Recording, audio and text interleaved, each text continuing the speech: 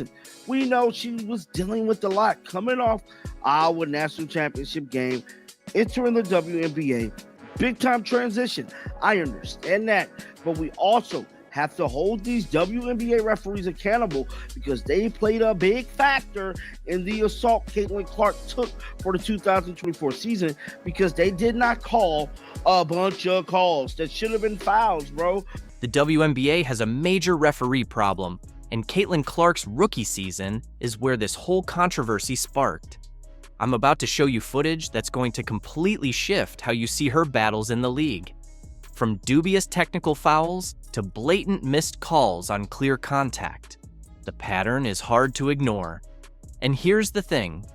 It matters because no matter how much the Indiana front office improves, whether through coaching changes or bringing in better free agents, nothing will actually change if the officiating stays this way. Now we know the Indiana Fever front office did everything they had to do, put the right pieces around Caitlin Clark, make sure they make it far in the playoffs, and possibly get a WNBA championship. Clark's experience isn't just her own struggle.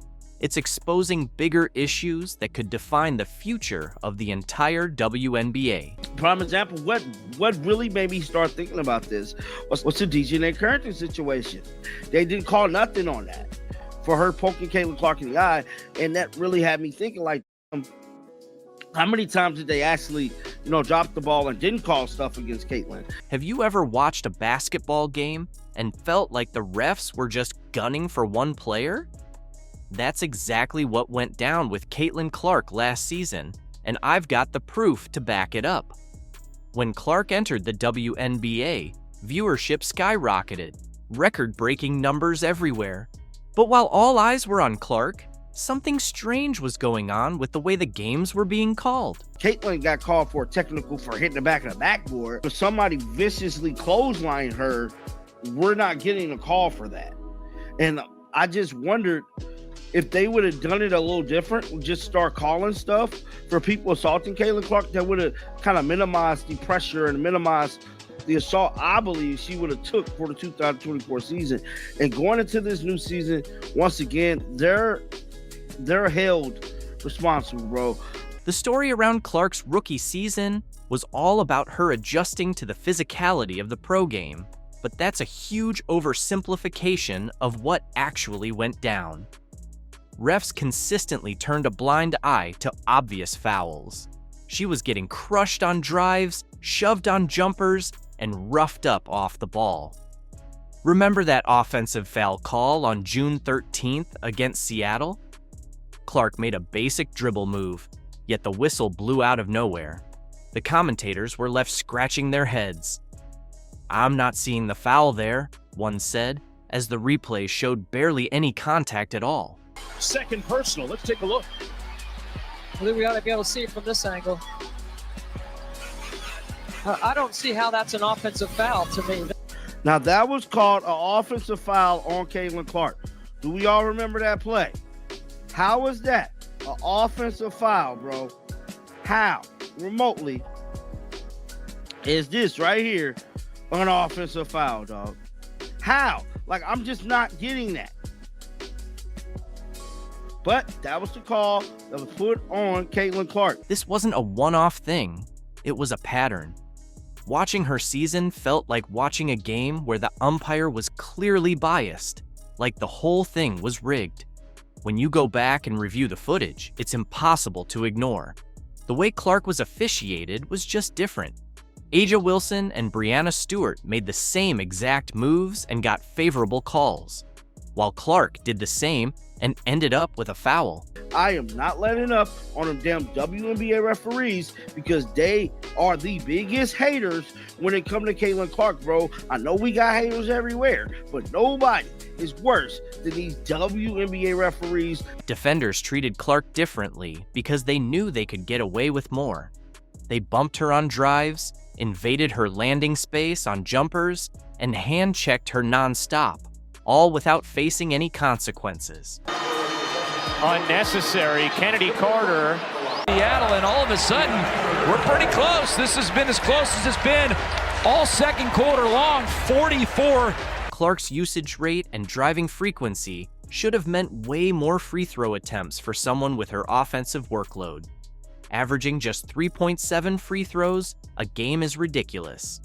Other rookies with similar styles were getting to the line nearly twice as often, yet Clark missed out on countless free throw opportunities that should have been hers. Because there was also a stat that came out a few weeks ago that said Caitlin Clark received 17% of the WNBA's flagrant fouls this season, and 80% of those flagrant fouls were committed by the Chicago Sky against Caitlin Clark. The impact wasn't just about the stats. Adjusting to a faster, stronger league is tough enough.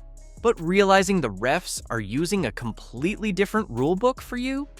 That messes with your confidence, decision-making, and rhythm. And as the season went on, it only got worse. Once defenders realized they could get away with extra contact, they went after her even harder, with no consequences in sight. But when you have the face of your league getting nearly 20% of all flagrant fouls called against her, that is an issue. And that's not just an issue that the players have to work out. That is from top down. That goes to the commissioner level. Like, that is the level that needs to control these kinds of things. The targeting of Caitlin Clark went from bad to straight up dangerous. And I'm not even exaggerating here. There's footage that shows Clark getting completely flattened while driving to the rim, and not a single whistle from the refs. How is that even possible in professional basketball? Take a look at this. They're going to pick up Caitlin Clark from the second she touches the basketball. That's what Burton did there. All over Caitlin going inside. I mean, that's a foul. When you watch the games, it's clear. Clark was playing under a whole different rulebook than everyone else.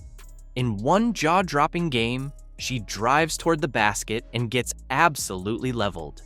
You can literally hear the commentators shouting, "That's a foul!" in disbelief. But the refs, they just stood there, whistle silent, like nothing even happened. She's coming down the court. Bow. It looked like Morena did that to her, bro. But that's what I'm talking about. This quickly turned into a disturbing pattern. Clark was knocked to the floor 3 separate times in one game, and not one whistle was blown. It was like watching someone walk a tightrope with the safety net taken away on purpose. Every fan watching at home could see it unfold right before their eyes, screaming at their screens in frustration. A tag on his page stated, "This has been pretty much the whole game. No call fouls for Caitlin Clark. The WNBA and their officials now know how to screw up a good thing." The contrast in how players defended Clark compared to other guards tells the whole story. Take Marina Mabrey, for example. Her defensive approach against other players versus how she guarded Clark was like night and day. Mabrey figured out fast that she could get away with a lot more physical contact on Clark without facing any consequences from the refs. Remember that Carrington incident? You can see Caitlin comes off a screen here. She dribbles back to her right hand, and then she's going for the pass to Aaliyah Boston when Dejanay jumps up, seemingly looking to try to steal the ball, and then hits her in the face. Caitlin is on the ground, the ball goes in the opposite direction, and the Connecticut Sun score. The internet doing what the internet does, they found a second angle to this play, and this is where a lot of fans were saying that this was intentional. It's in slow motion, as you can see here. Dejanay is going up for the ball, she misses, and then her hand bends down like this and goes straight into Caitlin's eye. Clark got straight up poked in the eye.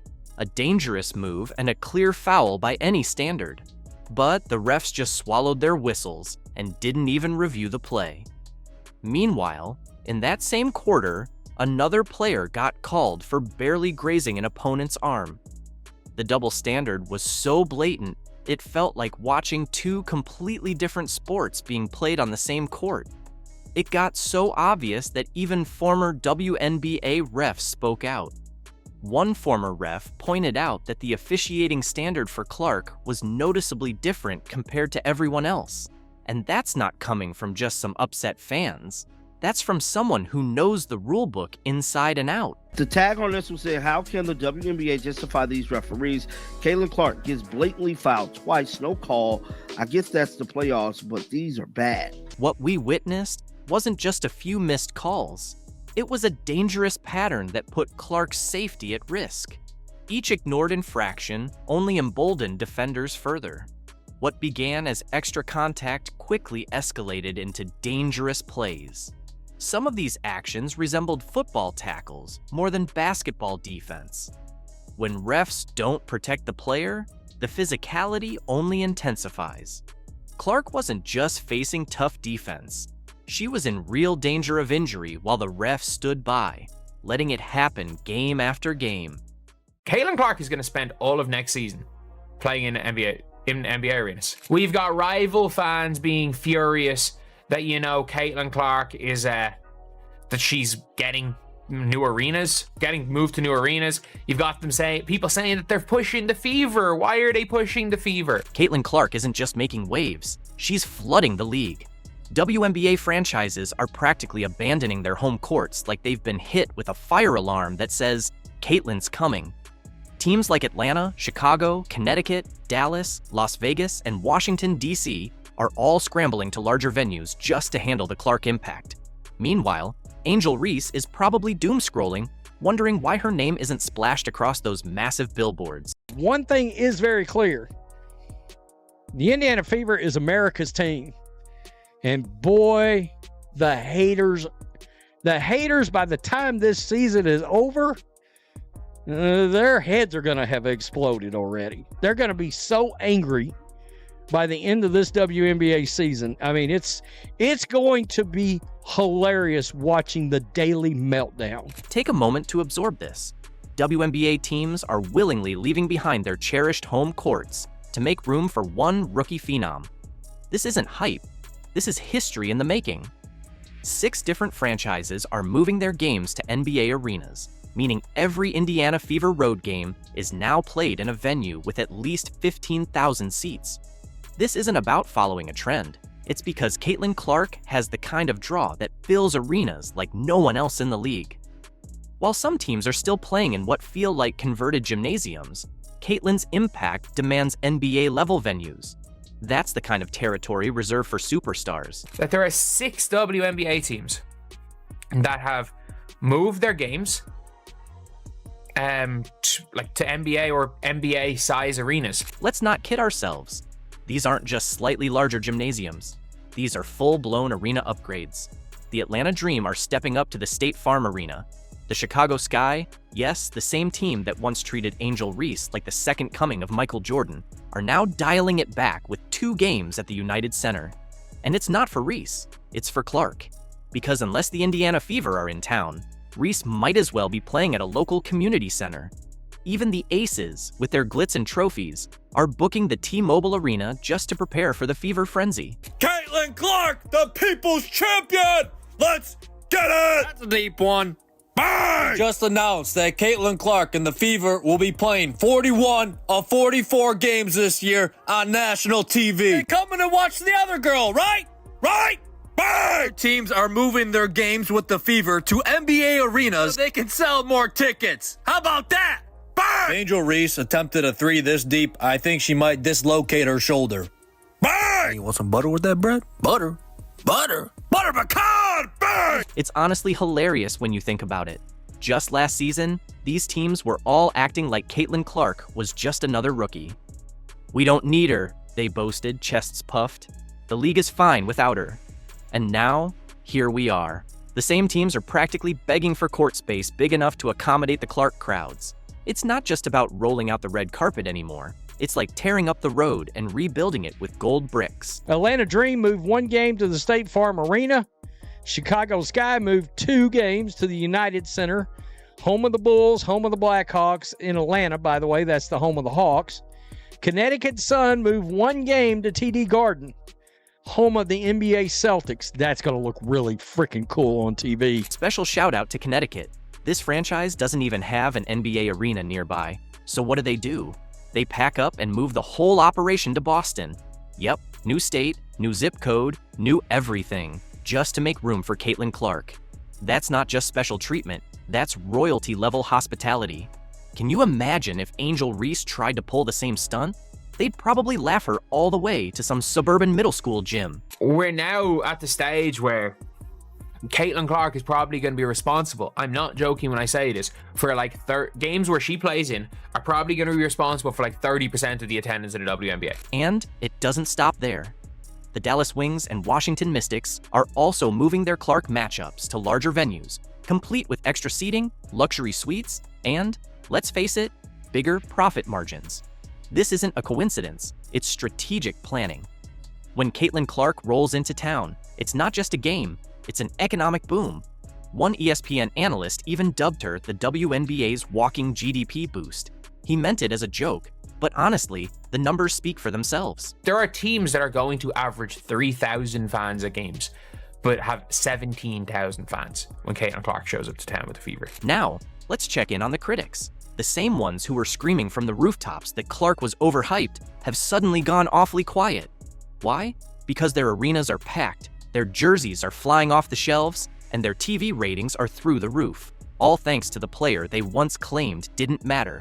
And as for Angel Reese, she's still stewing over her not-so-unrivaled championship, watching Caitlin dominate the spotlight, the schedule, and the arenas. The Phoenix Mercury play in the NBA arena. The Seattle Storm do. There are 13 WNBA teams, 7 already playing NBA arenas. The other 6 are moving their games to NBA arenas versus the Fever. You can't acknowledge that she is the needle mover. Yeah. Before Caitlin Clark hit the WNBA, the average game barely drew 6,000 fans, about as many as you'd see at a high school pep rally.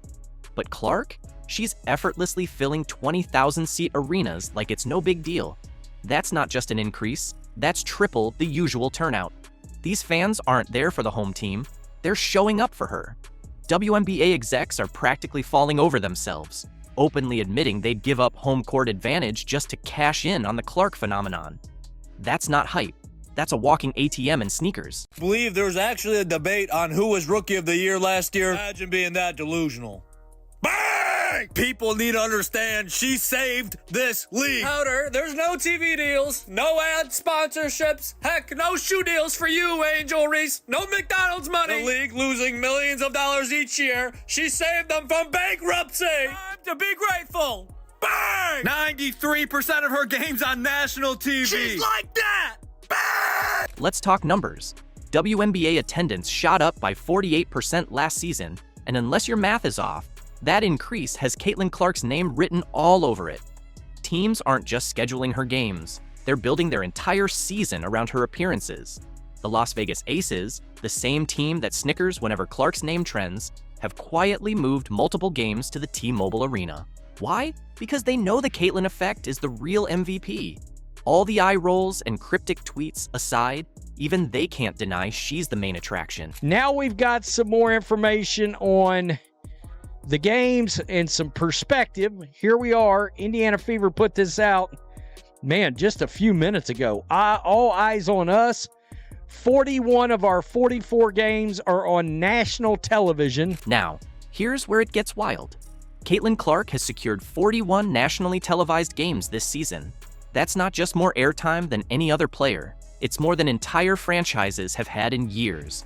We're talking ESPN, ABC, CBS, NBA TV. Every network wants a piece of the Clark action.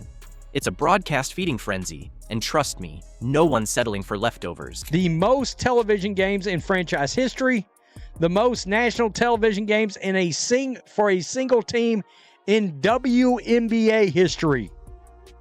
How about that? Last season, the Indiana Fever were basically an afterthought. They were the dusty book collecting cobwebs on the bottom shelf, overlooked and forgotten. But with Caitlin Clark in the mix, they've transformed into the league's golden child, now the star attraction in every primetime slot. The same team that struggled at the bottom of the standings is now the crown jewel of WNBA coverage. And you know that's stinging players like Angel Reese. For years, they assumed the throne was just waiting for them. But then Caitlin Clark shows up, shattering records, drawing massive ratings, and showing off a range that leaves everyone in the dust. Suddenly, it's her show, and the spotlight's all hers. Look, SVP, reality is coming. Okay. There's levels to this thing, and that's just life. We all went through it. Reality's coming. Diana Taurasi told Caitlin Clark before her WNBA debut. But what happened next? The rookie didn't just survive, she flipped the script. Taurasi tried to put her in her place, but Clark responded by breaking records and changing the league.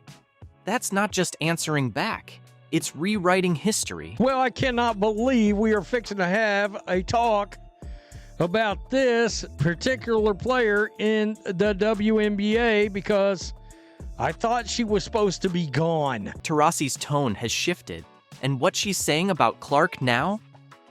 Unbelievable. Remember when Diana said Caitlin wasn't ready for the big leagues? That statement set the basketball world on fire. In a recent interview, Taurasi's words, they've completely changed. You know, you look superhuman playing against 18-year-olds, but you're going to come with some grown women that have been playing professional basketball for a long time. But there is going to be a transition period where you're going to have to give yourself some grace as a rookie. And, you know, it might take a little bit longer for some people. Just like that, it was set. A showdown between the old guard and the new wave of women's basketball. Taurasi's words weren't just casual chatter, they sparked a fire. Within hours, social media was divided, with WNBA legend fans facing off against the college phenom supporters.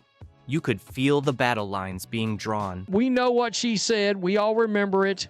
There's going to be a transition period. There's going to be a reality check. Yada, yada, yada. All right.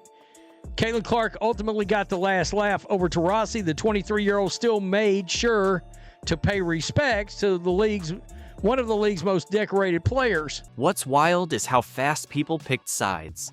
Some fans backed Taurasi, citing her decades of experience and championships. She's just speaking facts, they said. But Clark's supporters saw something else.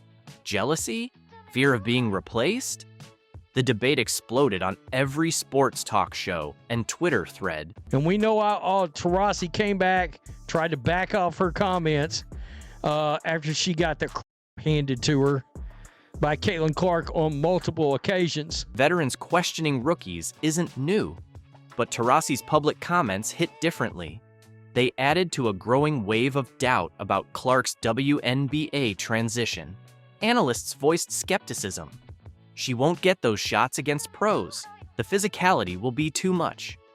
These narratives piled on, creating huge pressure before Clark even played her first game. Really, Taurasi said some glowing things about Clark after the game. Why did that matter? Because she made the whole reality is coming comments, and she was also and is also maybe the, biggest figure in the history of the sport, certainly in that conversation, right? And when she said the reality is coming thing, that kind of became the mantra to Clark's rookie season. But have you seen how Clark responded? Instead of firing back, she took the high road. When asked about Taurasi's comments, Clark simply said, "That's somebody I grew up idolizing. No trash talk, no defensiveness, just pure respect." Can you feel the tension building toward their first matchup? Because we remember what she said to Scott Van Pelt on SportsCenter for ESPN months ago, when she said there's levels to this. It's one thing to go against young girls and stuff like that. You about to go up against grown women. We're going to be waiting for. Fans circled this game, rookie versus legend. Would Taurasi back up her words, or would Clark prove she belonged? The hype was unreal, but Clark wasn't fazed. She got the best of Taurasi in their first matchup. Obviously, a lot was made of this matchup between yourself and Diana Taurasi. I know she's one of your idols. How big is it for you to get a win here against her today? I'm just happy we won. It was cool to play against her, and obviously a really great game. And like you said, this crowd was absolutely incredible. Did Taurasi underestimate Clark's ability to adapt? It's hard to say otherwise. While Taurasi warned her about reality, Clark was quietly preparing to exceed expectations. Her response? Letting her game do the talking. Diana Taurasi famously said reality is coming for Caitlin Clark when she gets to the WNBA. But the reality is Taurasi also has a ton of respect for Clark, as she expressed following the Fever's win over the Phoenix Mercury in the first ever career head-to-head matchup. That quiet preparation was no show. It was the calm before a storm. While others debated if Clark could handle the WNBA's physicality, she was planning something unprecedented. Not just competing with legends like Taurasi, but surpassing them and forcing the entire basketball world to rethink rookie potential. The best point guard in the WNBA, objectively, Caitlin Clark. In her one professional season in the WNBA, Caitlin Clark came away with an average of 19.2 points, 8.4 assists, and 5.7 rebounds for the season. From the moment Clark hit the court for the Indiana Fever, she didn't play like a rookie. She played like she owned it.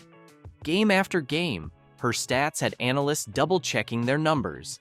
19.2 points, 8.4 assists, and 5.7 rebounds. She didn't just lead rookies. She led the whole league in assists and three-pointers. This wasn't adapting to the pros.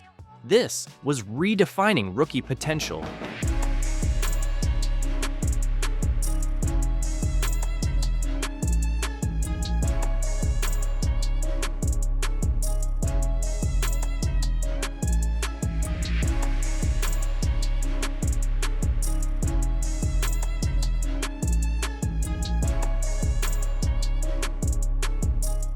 All of this happened under a microscope. Every move, every shot picked apart in real time on social media. The pressure would have crushed most, but Clark thrived on it. She used those doubts as fuel, especially when facing the team of her biggest critic. By the way, Caitlin Clark has made some remarks about Diana Taurasi, and it seems the one player she had the most fun taking to the woodshed, and who could blame her after the there's going to be a reality check. Yeah, you're right. You got swept by the rookie, destroyed, obliterated. Caitlin Clark made some comments, and she has come out and said, basically, crushing Diana Taurasi was her favorite part of last year. When Clark faced the Phoenix Mercury, she didn't just compete, she dominated. In one game, she dropped 29 points, 10 assists, and 5 rebounds, leading her team to victory. And it wasn't a fluke.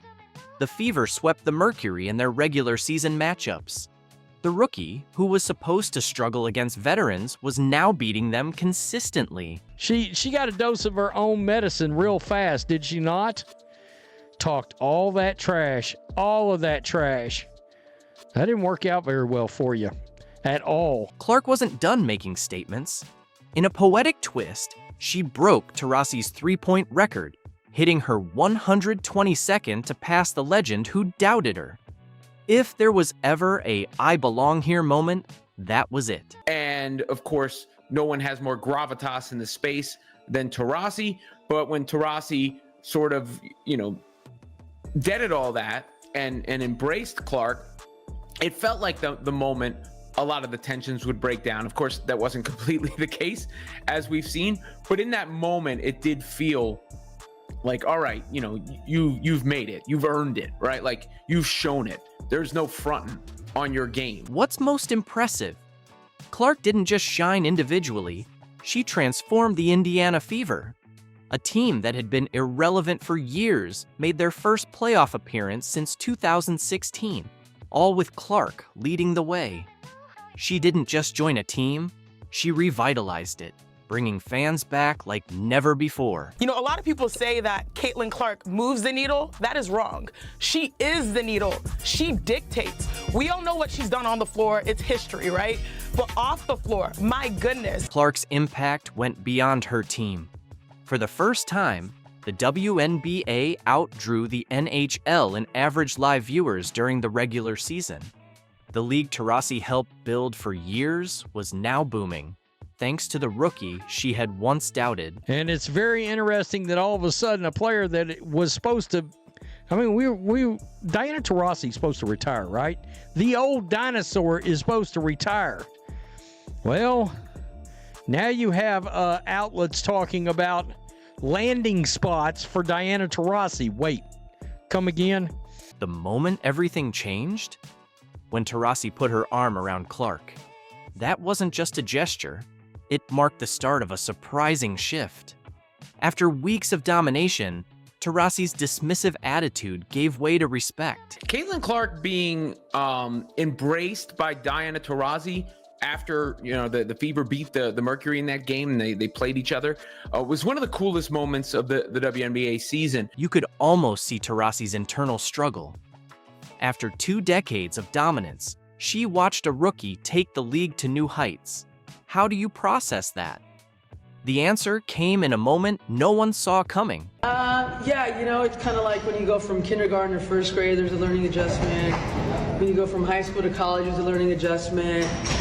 You know, I don't think I said anything that wasn't factually correct, and like anything, greatness is going to translate, and she's proven that in every level, and I don't see it being any different in the WNBA. What Caitlin has done in her short career is nothing short of remarkable. Those words, from Diana Taurasi herself, the same player who'd warned Clark about the harsh reality of the pros. Talk about a 180.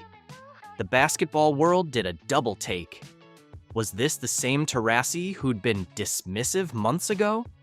This wasn't just acknowledgement, it was a full endorsement that shook the league. Colson chats with Boardroom about her decision to leave the Las Vegas Aces and join the Indiana Fever, the current state of women basketball, what she's been up to in the content game, and much more. Did you hear about the WNBA drama that's got Asia Wilson seething? Sydney Colson, Wilson's ride-or-die teammate and most trusted friend, just shocked everyone by leaving the back-to-back champion Las Vegas Aces to, get this, join Caitlin Clark and the Indiana Fever. Two-time WNBA champion Sydney Colson is officially signing a 1-year deal with the Indiana Fever. So, the Fever just keep on doing what they've been doing. They're not playing no games in Indiana. Yep, the so-called Aces dynasty is finally showing signs of weakness, and Wilson's supporters are losing it. But here's the truth. Out of all the moves the Fever made this offseason, this might just be the most significant. It could be the missing piece that takes Indiana from promising to downright dangerous in the championship race. Obviously, you made a big change in leaving the Aces for the Fever. What made you want to join Indiana? Here we go. Sydney Colson stated it was a variety of things. There was a new coaching staff. Amber Cox was a big part of that. Kelsey Mitchell, I played with her for the first 3 seasons. Joanna Bonner and Natasha Howard are players I respected from afar. Enjoy their game. Kate Martin, my teammate from the Aces, obviously good friends with Caitlin Clark. They play together at Iowa, and she speaks really highly of her. And obviously, we saw the rookie year that she had. Asia Wilson wakes up to find her trusted teammate, Sydney Colson, is gone by choice. A 2-time WNBA champion, Colson was Wilson's rock. But something shifted, and she left Vegas seeking more than just trophies. First of all, this WNBA free agency will not let us rest, number one. We literally cannot rest. But also, I love this move again. Like, Sydney Colson is a great player, but she's also a player that is going to add even more to what we're going to talk about later, and that's that chemistry of the team. Let's talk Colson's impact. Her stats? Not mind-blowing. 2.5 points, 1 assist, 8 minutes a game. But stats don't tell the full story. Colson was a defensive force and a clutch player when it counted. Remember the WNBA Finals 2 years ago? She was the one making the crucial plays that don't always make the highlight reel, but are the difference in winning championships. Her, Kelsey, and Aaliyah Boston, they had something special the second half of the season, and I just look at them as a young, hungry team. Our veteran president with Joanna Bonner, Natasha, and me coming from winning programs who have been around the league for a long time and can help infuse something in that team that can take them far in the playoffs, bruh. Colson wasn't just key on the court. She was the Aces' glue, leader, motivator, the one lifting spirits when things got tough. Every championship team needs that player, the one who elevates everyone just by showing up. You mean to tell me that 2-time WNBA champion, the face of the God Dog League, okay? The Aces' main girl, right-hand man, Sydney Colson, is no longer returning to the Aces and is signing with the Indiana Fever? First of all, do the Fever even have any more roster spots open? How many folks are you guys going to sign? Let's talk Indiana. The Fever are making moves like they know something big's coming. Natasha Howard, Dewana Bonner, Sophie Cunningham, and now Sydney Colson. They're building something special, and they're not hiding it. She's the face of the league, self-appointed face of the league, but also just in entertainment and all of these things. She has done and achieved so many things and continues to find amazing places in the WNBA, including with the Indiana Fever right now. And I'm just really, listen, what other moves they gonna make? Because I love this one too. And just great move after great move after great move. And here's the real question. Why leave a championship caliber team? Fans are stunned, social media's buzzing, and no one saw this coming. Aces fans are still in shock, while Fever fans are celebrating like they hit the jackpot. I'm excited for Sydney Colson, and I'm excited for the Indiana Fever because they have an amazing player who is also very hilarious, like one of the funniest people in the league. So really excited to see this. Said, imagine the content between Sydney and Caitlin. It's going to be comedy. Content for days. I know the Indiana Fever front office is just celebrating because that is a part of it too, is content and having players that are going to be good at that. So come on, Sydney. Here's the bottom line. Colson chose Caitlin Clark over A'ja Wilson. Let that sink in. The teammate Wilson called her favorite, the one she trusted most, just packed up and went to Indiana. This isn't just a roster move, it's a power shift. The WNBA's entering a new era, and Indiana just made it clear. They're here to take over. What do you mean Sydney Colson is joining the Indiana Fever? What does that mean? Indiana is just being so greedy right now. They took DB, they took Natasha. Now they got Sydney Colson. Like, why would they take Sydney from us? Why would they take Sydney from us? What the fuck we ever do to Indiana? Except beat them. But like, what the fuck we ever do to Indiana? This move's bigger than basketball. The Fever aren't just adding a backup guard, they're bringing in a proven leader, a defensive powerhouse, and a winner. And A'ja Wilson? She's not handling it well. Social media's on fire, with her fans losing it over Colson's exit. So, what is it about Sydney Colson that's got everyone in a frenzy? I'm really trying here not to crash out, okay? I can't take too much more. I just said the other day, what did I say? Another bomb is Sunday. I said, this isn't it. You know, I can't wait to see what the next bomb would be. Didn't know this would be the bomb. Stephanie White ain't playing fair. I have to say it again. Stephanie White is not playing fair. She on one. Let's break it down. On paper, Colson isn't a game changer. She's not dropping 30 a night, but she's a defensive disruptor, a playmaker, and clutch when it counts. Now, imagine that alongside Caitlin Clark or stepping up when Clark rests. That's the depth that turns a good team into a great one. Sydney Colson is a two-time WNBA champion, a true vet, an amazing backup point guard. And anytime that CC or any of the guards need to go to the bench, I mean, Sydney Colson always makes the right call, always makes the right decision. So to pick up a vet, a professional like Sydney Colson, and then you also have a vet like Dewana Bonner, and you also have a vet like Kelsey Mitchell, and then you have CC and Aaliyah Boston and Lexi. Colson's value isn't in flashy stats. The Fever didn't need her to be their top scorer. They've got that covered. They needed someone who can lock down guards, make smart plays, and deliver in clutch moments when the pressure's on. I hope that some of y'all, if y'all are not familiar with Sydney Colson, I hope y'all, watch some highlights of her, because don't just be like, oh, Sydney Colson, she barely scored last year. She's not good for the Indiana Fever. No, she is. She is. Don't worry. Here's what really sets her apart: leadership.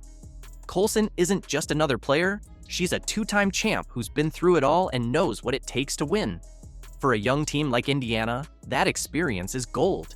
She's the type of player who elevates everyone around her and keeps the team focused when the season gets rough. Caitlin Clark actually spoke on this on Sunday, and she had this to say, quote, "I'm excited. Obviously, we made some great moves. I think Kelly and Amber and the whole Fever organization are helping us to win now, and I think that's really important. I think they're putting really good pieces together that are going to complement each other really, really well. And then she continued talking about Steph, their new head coach, and said that Steph taking over as head coach for us, I think is going to be really great. A great basketball mind, someone that actually called quite a few of my college games. So being able to build that relationship with her and just be in the gym and work on things that she probably saw when I was a freshman in college. Colson's more than a player. She's locker room glue. Her presence keeps the team united through the highs and lows of a long season. She's clutch, making key shots, game-saving stops, and thriving in pressure moments. When the lights shine brightest, Colson steps up. Exactly the backup you want for your stars. We knew that Caitlin Clark was this phenomenal talent, but she was entering a league that she was not familiar with. She was a rookie. The Indiana Fever have been actively building and rebuilding their organization and this team, and they have a lot of incredible pieces. But the fact that they were able to get into the playoffs and be a team that, although they didn't, advance far in the playoffs, they were a team that we kept saying, if you face them, they're gonna make it difficult for you. That organization then saw that and said, we're capitalizing on this and we're doing it now. While everyone's caught up analyzing the offseason's biggest moves, don't sleep on this one. Sydney Colson could be the most underrated piece in the Fever's championship puzzle. Indiana didn't just sign a player, they locked down a winner, a leader, and a key to their future success. Now, take a step back and see the bigger picture. The Fever aren't just stacking talent, they're crafting a championship culture. They're building an environment where elite players shine, where competition pushes growth, and where every move brings them closer to the top. Colson? She's the glue that'll keep this team focused, the veteran voice that ensures their young core stays locked in. What's up, fans? Sydney Colson here. Super excited to be in Indy. Cannot wait to see y'all in Cambridge. See you soon. For months, Cheryl Swoops and other critics of Caitlin Clark have claimed that no one wants to play for the Indiana Fever. However, earlier this week, two-time WNBA champion Sydney Colson arrived in Indiana with a powerful message that completely debunked that narrative. I'm super excited about it. I'm going from a team that was in the media, like people were excited to watch us, into another team that is arguably the most talked about team in sports right now, especially in women's sports. So this fan base, it's exciting to be a part of a team that has a lot of positive energy around it. From the instant she showcased her new Fever jersey to her energetic presence at the Pacers game, Colson's debut with the team was a bold rebuttal to those who had questioned the franchise. What she shared at her press conference might be the most compelling defense of Caitlin Clark we've heard from a veteran player to date. Oh, girl, I'm gonna put on some other clothes. Oh, dope. I thought I saw the reflection when I was coming across the street. I'm like, wait a minute. Hello. What up, baby? How are you? Long time no see. It's been a month. Remember when Cheryl Swoops said nobody wants to play for the Fever? Sydney Colson just shattered that narrative. From the moment she arrived in Indiana, the atmosphere changed. A viral video showed teammates and staff eagerly welcoming her with real excitement. This wasn't a PR stunt, but a genuine, heartfelt embrace. Hey! Hi! Hi! I know. Hi, baby. Hi! Lexi, what's up, baby? Oh, it's good to see you. You too. How are you? Good, how are you? What's up, baby? How are you? I'm good. Good to see you. What up, A? Who let you in here? Man, how are you? Good to see you. What up, too? How you doing? Nice to meet you. I heard bad things about you from A. Horrible.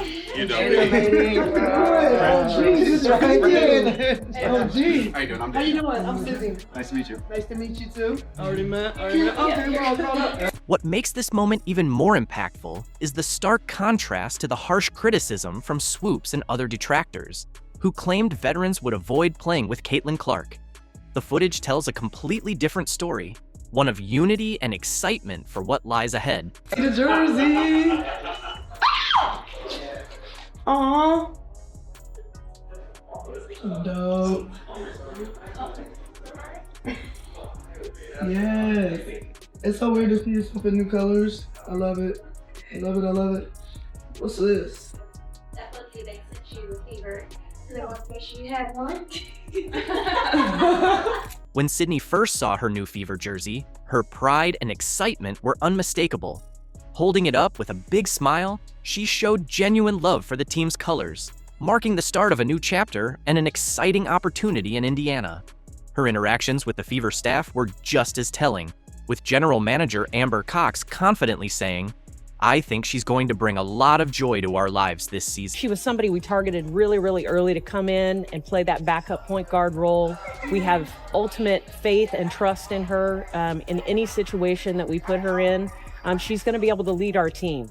And obviously, great personality as well, brings a lot of fun and levity to the locker room. Again, that experience, knows when we need which side, right? Like the serious, the tough veteran leadership versus the, fun, playful Sid. So I think she's going to bring a lot of joy to all of our lives this season. Sydney's instant chemistry with everyone highlights the positive culture the Fever are building, directly countering the negative narratives from some former players.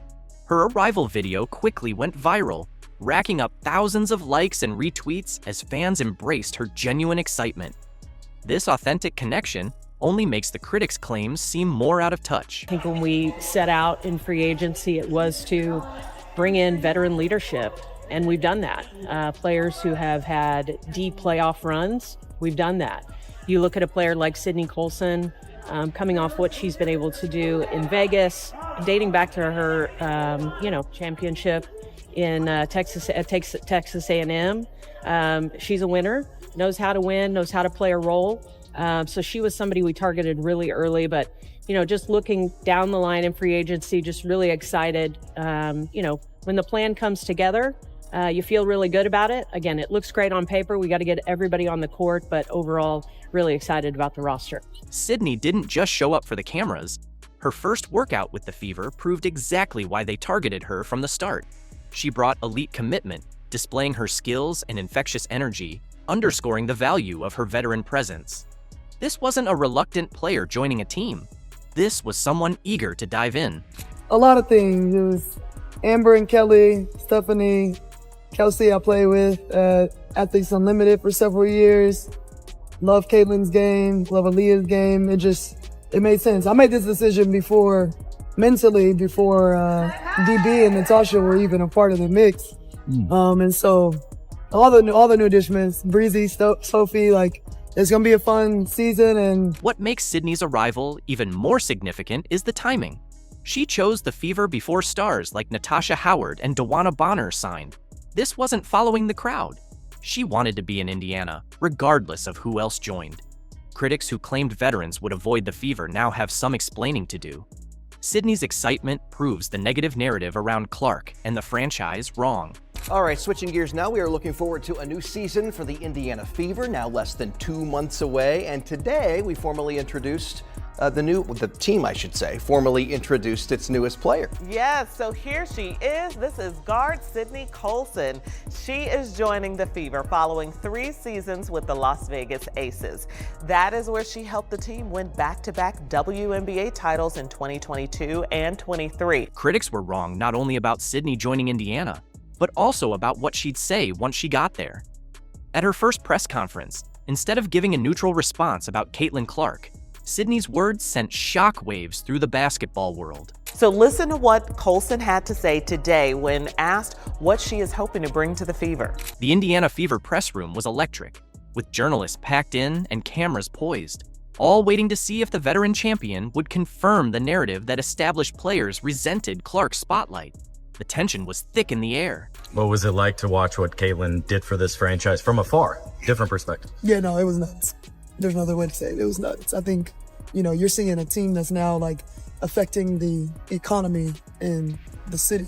You got people coming from out of town, out of state, out of the country, maybe even to see games. And so that's special.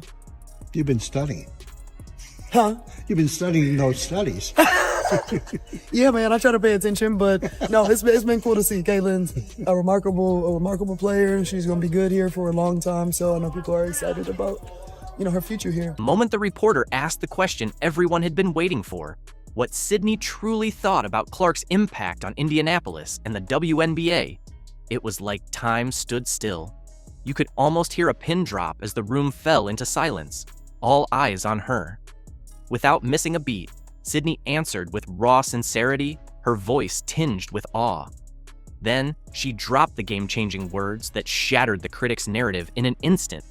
It was nuts!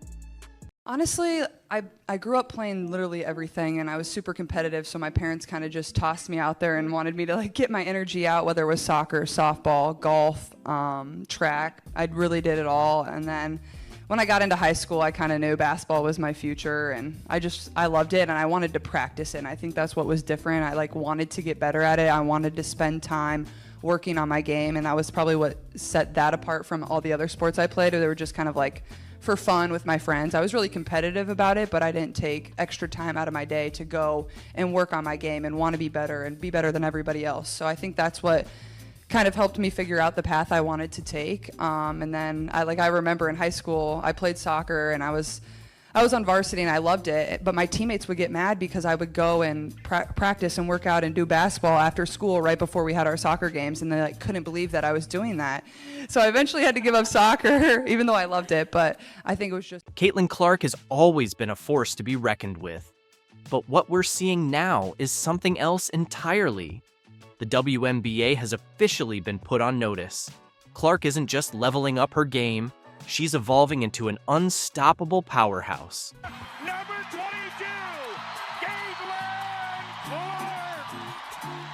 I think this is a good excuse to miss school. Absolutely, to see your sister do that. Anna Stolke posting up, but you know who they go to. 22! Abby Marshall, here comes Clark. How will she go for history? The newest footage shows a Clark who's not just stronger, but downright dominant, and defenders have every reason to be seriously concerned.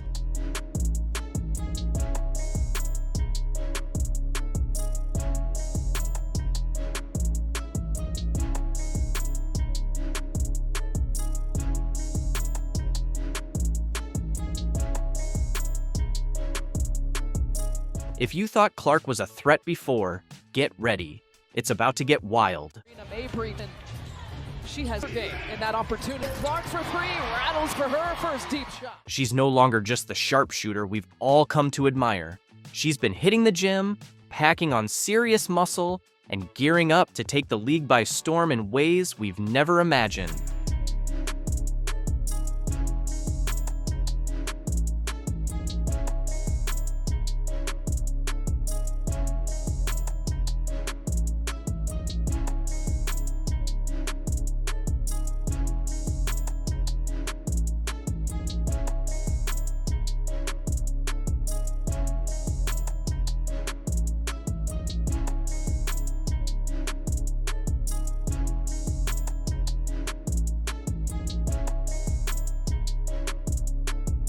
This is the kind of transformation that turns stars into legends, and we're here to break it all down. But before we get into the nitty-gritty, don't forget to like, share, and subscribe for all the latest WNBA updates and in-depth takes on the biggest stories rocking the league. Bumps had a good night here tonight. Points, she and Jackie Young leading the way at Clark. Boston screen, fire away. Remember last season? Caitlin Clark was already a generational scorer, torching defenses with her endless range and fearless shot making. But there was one major flaw: physicality. Effect! Thank you very much. That's what 6'5" would do for you. I don't have that luxury. Nice give and go. Clark right at the cup. Rebound, Fagbinley. Futility from three for the Sparks. 0 for 9, and stuck in the air there. Fagbinley comes up with it. Here's Clark in transition where she's dangerous. Leaves it behind for... There's just 1 of 5. How about Fagbinley running the floor there? Go threes. Yeah, they do. Nice concept, but it won't go. Defenders didn't hesitate to take advantage of her lean frame, bumping her off her spots, crowding her, and putting her in tough, uncomfortable positions. Women's basketball has found its fame, and the reason for that is a 22-year-old playing in just her first WNBA season. Indiana Fever's point guard, Caitlin Clark, has already become the face of women's basketball, despite this being her debut year. To cap it off, Clark has won Rookie of the Year award, and she did that in some style, a unanimous choice of 66 of the 67 votes going in her favor. But it isn't just skill and accolades that make her the most popular face here on the basketball court. Clark's off-field antics. Skeptics were loud. Could she handle the brutal physicality of the league?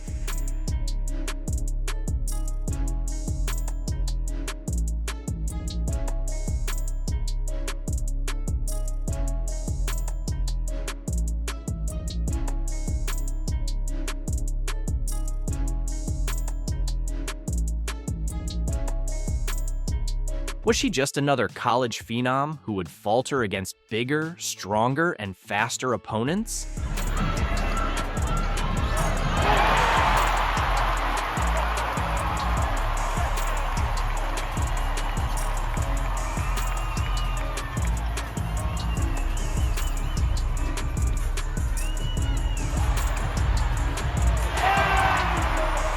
Fast forward to now, and Clark has completely turned that narrative upside down. She didn't just accept the challenge, she went straight at it. Which makes it a really good offensive. Clark seeing direction feeds Boston. Indiana has the advantage, and Boston trying to beat all their opponents for the first time since 2010. Clark shot fakes the three, feeds inside to Boston for two. This offseason wasn't just about fine-tuning her already deadly jumper or sharpening her handles. It was about building a physique strong enough to stand toe-to-toe with the most physical defenders in the league.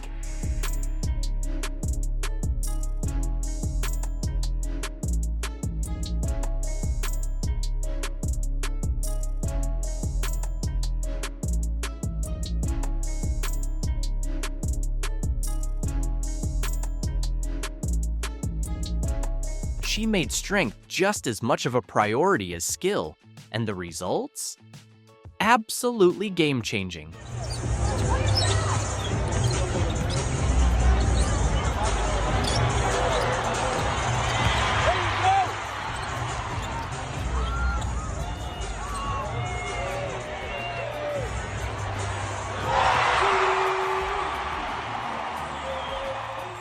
Clark dove into an elite strength and conditioning program designed to pack on muscle without sacrificing the agility and explosiveness that make her a nightmare on the court. Trainers built a plan centered around core stability, lower body strength, and endurance, making sure she could take the hits and still finish strong.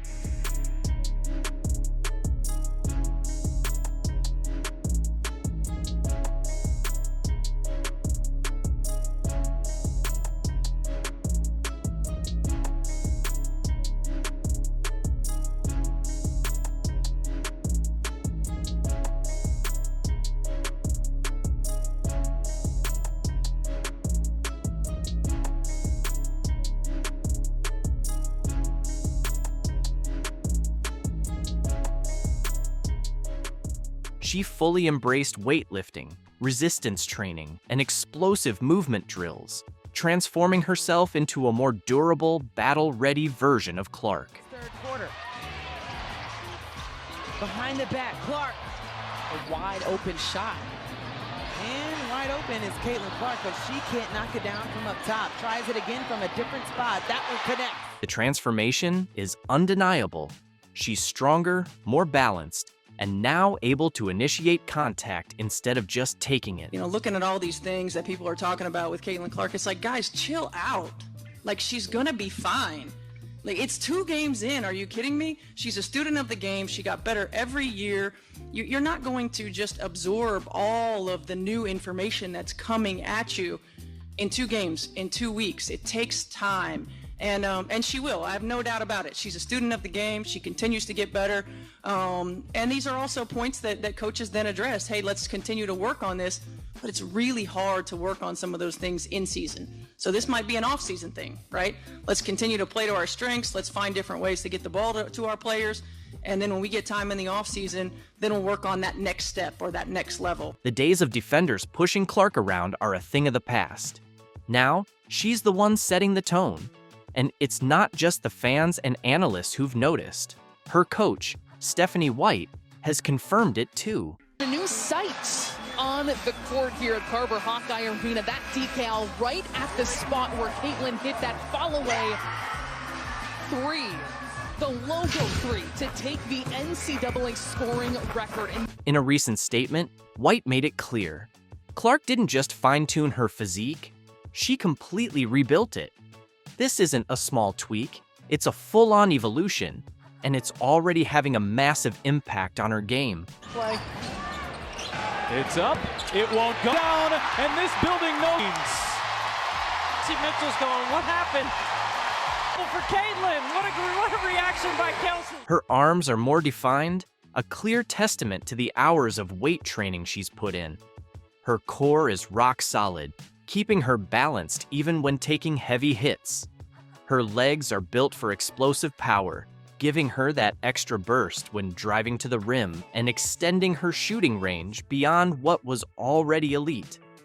Clark has transformed herself into a physical powerhouse, and the results? Undeniable.